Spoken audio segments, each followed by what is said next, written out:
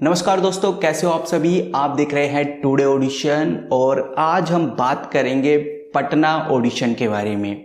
Indian idol में अब पटना में ऑडिशन होने वाले हैं, यानी कि 14 जुलाई जो कि कल है। और जो लोग पटना में जा रहे हैं उनके लिए कुछ मैं बताऊंगा, कुछ टिप्स दूंगा। दूसरा, आपके जो कमेंट्स हैं उनको रीड किया जाएगा, पटना की लोकेशन बताई जाएगी। आज इस वीडियो में ये सब कुछ होने वाला है। बेसिकली वैसे तो आप लोकेशन जानते हैं अगर आप हमारे चैनल को सब्सक्राइब किए हुए हैं या फिर हमारी वीडियोस को देखते हैं, लेकिन कुछ बातें हैं जो शायद आपको पता नहीं है और कुछ कमेंट्स हैं जिनके रिप्लाई आप जानना चाहते हैं। तो चलिए वीडियो देख लेते हैं। सबसे पहले आप इधर देखिए, पटना में कहां पर आपका ऑडिशन होने जा रहा है। ये बिल्कुल ऑफिशियली है और इंडियन आइडल वालों ने खुद डाला है, तो इसके ऊपर सवाल जवाब तो हो नहीं सकते कि भाई ये फेक डाटा है। नहीं गाइस, ये बिल्कुल सही है। आप इधर देखिए, लेटरा वैली स्कूल, नया टोला, भागवत नगर, कुमकारर, पटना, बिहार और पिन कोड है 800026। तो ये वो प्लेस है जहां पर इंडियन आइडल का ऑडिशन होने वाला है, जो लोग पटना में जा रहे हैं। अभी आप लोगों के बहुत सारे कमेंट्स हैं, उन कमेंट्स के रिप्लाई करने की मैं कोशिश करूंगा। दूसरा गाइस, बहुत सारे लोगों को कुछ इन्फॉर्मेशन नहीं है, कुछ पता नहीं है। हालांकि मैं हर वीडियो में उन इन्फॉर्मेशन के बारे में बता रहा हूं, लेकिन फिर भी लोगों के कमेंट्स आ रहे हैं। इसका मतलब ये है या तो वो चैनल पे नए आए हैं या फिर वो वीडियो को पूरा नहीं देखते हमारी, इसलिए उनको कुछ डाउट्स रहते हैं। तो आज मैं कोशिश करूंगा आपके सभी डाउट को क्लियर करने की।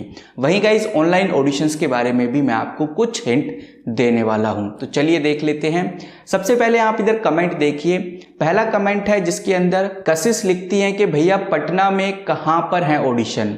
तो कशिश मैंने अभी बता दिया कि बेसिकली पटना में आपके ऑडिशन कहां होने वाले हैं। दूसरा, जिना लिखती है कि भैया सेकंड राउंड कहां होता है। बेसिकली जो सेकंड राउंड है गाइस, वो अभी जितने भी ऑडिशंस खत्म हो जाएंगे 31 जुलाई तक, उसके बाद सेकंड राउंड होगा और वो उन्हीं को पता चलेगा जिनका फर्स्ट राउंड क्लियर हो जाएगा।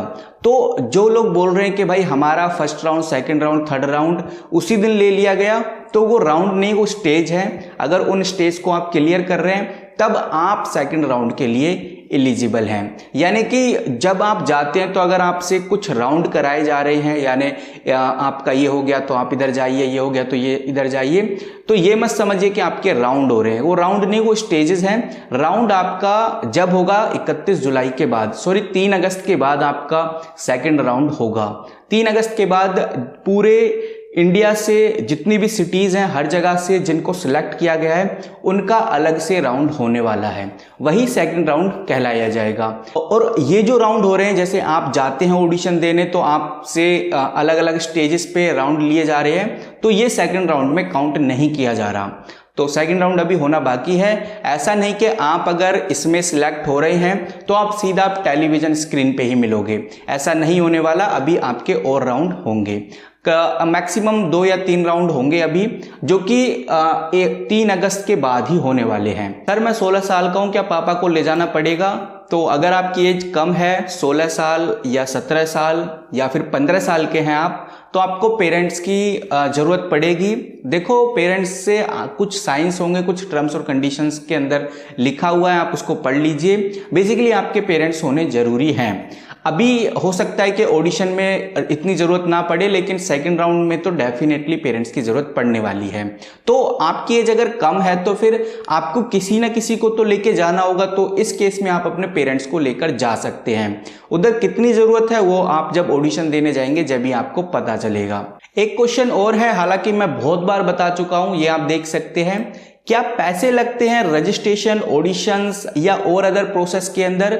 तो इंडियन आइडल एक ऐसे मुकाम पे पहुंच गया है, ऐसी जगह पे पहुंच गया कि उसको रजिस्ट्रेशन के पैसे नहीं लेने पड़ते और कोई भी बड़े से बड़ा शो आपको रजिस्ट्रेशन, ऑडिशन या किसी भी तरह से कोई चार्ज नहीं कर सकता। बेसिकली ये सवाल बार बार लोगों के मन में इसलिए आता है क्योंकि आप लोग जब गवर्नमेंट जॉब के फॉर्म भरते हैं या कुछ भी भरते हैं तो आपसे कुछ चार्ज लिया जाता है। इसीलिए आप जब भी रजिस्ट्रेशन की बात आती है तो आपके दिमाग में ये आता है कि भाई रजिस्ट्रेशन के पैसे लगते हैं। नहीं, इन रियलिटी शो में कहीं भी किसी भी शो में आपको पैसे देने की कोई जरूरत नहीं होती। यहां तक कि रजिस्ट्रेशन फीस, रजिस्ट्रेशन फॉर्म का भी कोई पैसा नहीं लिया जाता। बहुत सारे प्लेसेस अभी रह गए हैं जैसे मुंबई, इंदौर, दिल्ली, लखनऊ, ये प्लेसेस रह गए हैं जहां पर अभी जो प्लेस है या जो वेन्यू है अभी आए नहीं है। तो बहुत सारे लोग पूछ रहे हैं कि भाई मुंबई में कब है, इंदौर में कब है, या फिर जो और प्लेसेस रह गए हैं जैसे दिल्ली रह गया है अभी, तो इन प्लेसेस के अभी आए नहीं है। जैसे ही आएंगे तो मैं आपको बता दूंगा।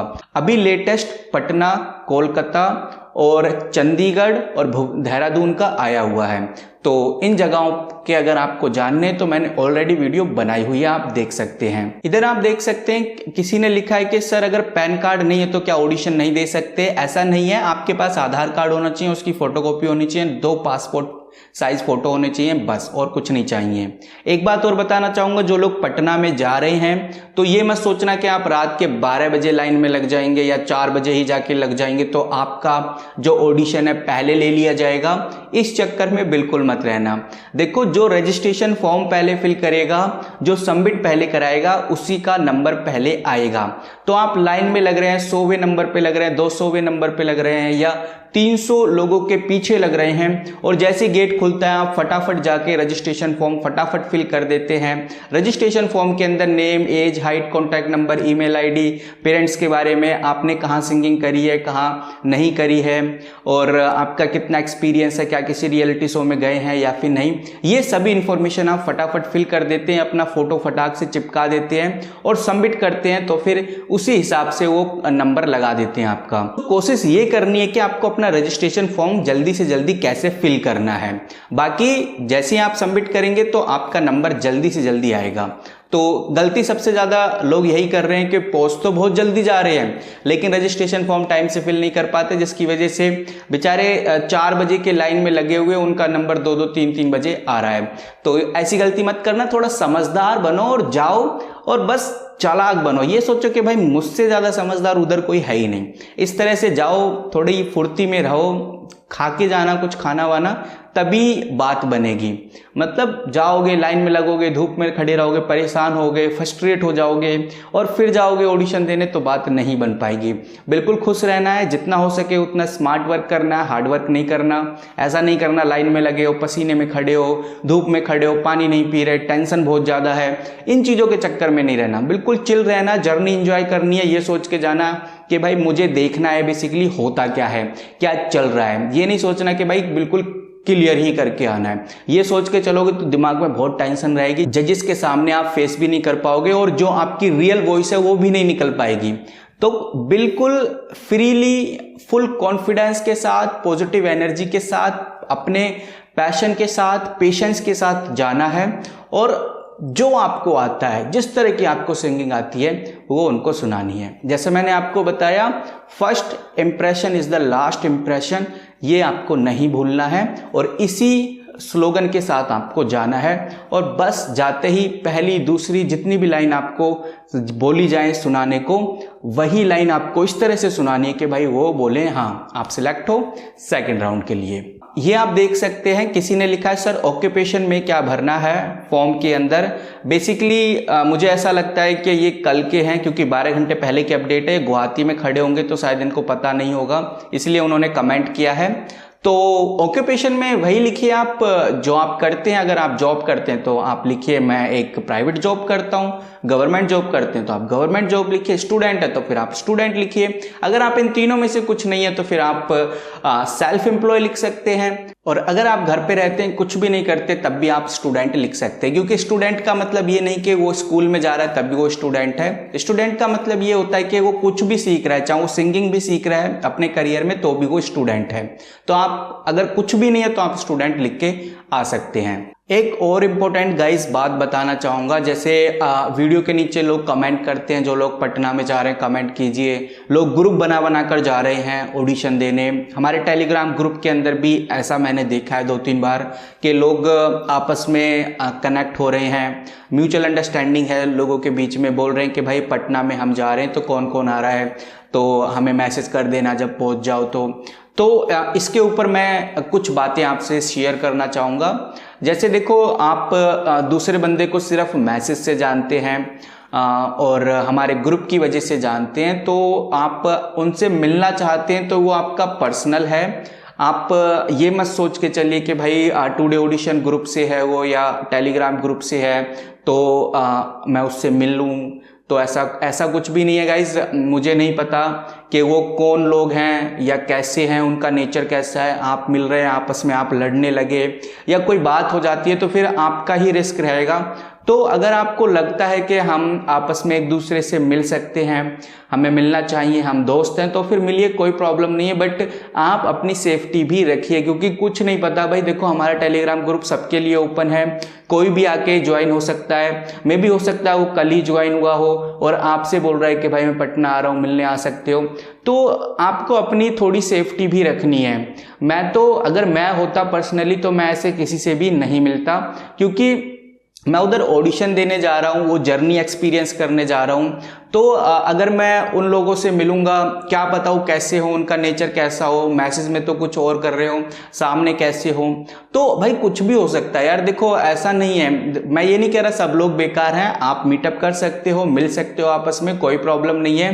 बट यार थोड़ा बहुत मतलब ये भी रखो कि हाँ कुछ पता नहीं है कि सामने वाला कैसा है, इस चीज़ का भी आपको ध्यान रखना है। वैसे तो मैं ये मान के चलता हूँ जो लोग सिंगिंग सीखते हैं, जो सिंगर्स होते हैं, वो काफ़ी ज़्यादा कूल होते हैं और वो काफ़ी ज़्यादा चार्म होते हैं और उनका जो ब्रेन एक्टिवनेस होती है वो भी काफ़ी ज़्यादा होती है। तो वो लोग सभी अच्छे ही होते हैं ऑलमोस्ट।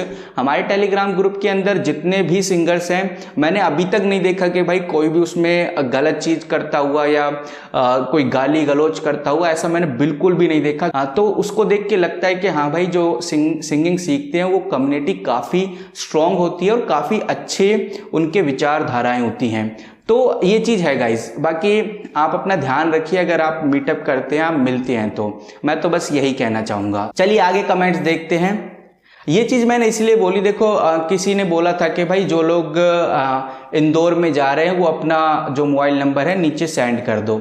ये इन्होंने लिखा है जनरल नॉलेज ने, तो हालांकि किसी ने नंबर सेंड किया नहीं, तो मुझे लगा कि यार इसके ऊपर भी बात करनी चाहिए। थोड़ा नीचे चलते हैं, और भी चीज़ें हैं। जैसे इन भाइयों ने, जिनका नाम पवन सुरफी है, इन्होंने बोला है कि भाई गुवाहाटी में बहुत बुरा हाल है, जजेस बहुत बेकार हैं, हम उनको सुनाते हैं। 500 लोगों में से आप देख सकते हैं, 500 लोगों में से ये कुछ ही 5-6 लोगों को ही सिलेक्ट कर रहे हैं। तो ये भी इनका सबका अपना अपना एक्सपीरियंस है। देखो मैंने बोला था कि भाई सबका एक्सपीरियंस अलग अलग होगा, क्योंकि सबकी जर्नी अलग है। अगर आप ये जर्नी जीना चाहते हैं, आप खुद का एक्सपीरियंस लेना चाहते हैं, तो आपको जरूर जाना चाहिए।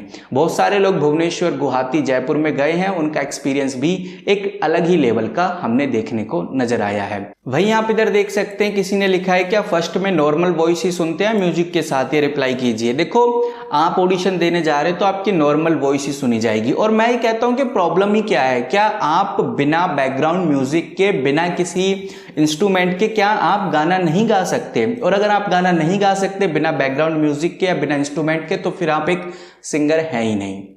इसका मतलब तो यही हुआ ना कि भाई आपको जरूरत है किसी चीज की सिंगिंग करने के लिए, अदरवाइज आप सिंगिंग ही नहीं कर सकते। तो जिन लोगों को इस तरह की प्रॉब्लम होती है कि भाई हम बिना बैकग्राउंड म्यूजिक या सॉन्ग का जो म्यूजिक होता है उसके बगैर गा ही नहीं सकते, या फिर हमें कोई इंस्ट्रूमेंट चाहिए, बिना इंस्ट्रूमेंट के हम गा नहीं सकते, तो फिर आपको अभी और प्रैक्टिस करने की जरूरत है। ये मैं नहीं बोल रहा, आप किसी भी बड़े से बड़े सिंगर को उठा के देख लीजिए, वो यही बात बोलेगा। तो वो क्या चेक करते हैं, वो ये चेक करते हैं कि आपकी रो सिंगिंग कैसी है। अगर आपकी रो सिंगिंग यानी बिना म्यूजिक के, बिना बैकग्राउंड म्यूजिक के, बिना इंस्ट्रूमेंट के आप इतना अच्छा गा रहे हैं, तो फिर म्यूजिक और इंस्ट्रूमेंट में तो आप कमाल ही कर देंगे। वो ये देखते हैं, उनको इस बात से मतलब नहीं कि भाई इंस्ट्रूमेंट में आप बहुत अच्छा गा रहे हैं। तो जितना अच्छा आप इंस्ट्रूमेंट में गा रहे हैं, तो उसके बाद अब इंडियन आइडल में बिना इंस्ट्रूमेंट के तो गवाएंगे नहीं, उधर भी आप ऐसा ही गाएंगे। तो उनको क्या चाहिए कि हम इधर से सिलेक्ट कर रहे हैं तो इंडियन आइडल में वो और अच्छा करें, तो इसीलिए वो रो सिंगिंग लेते हैं। तो इस चीज को आप समझिए।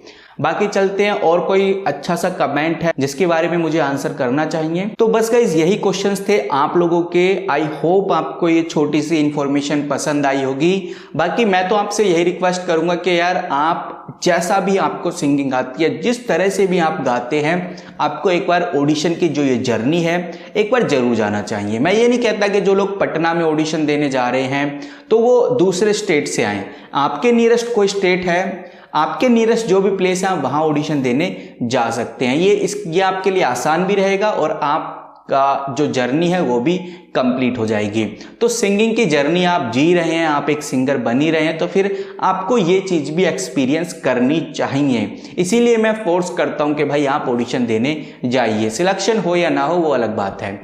बाकी आपके कोई भी क्वेश्चन है, किसी भी तरह का कोई सवाल है, आप जो भी पूछना चाहते हैं XYZ, वो हमें कमेंट कर सकते हैं। मिलते हैं किसी नई वीडियो के साथ, तब तक के लिए take care and good bye.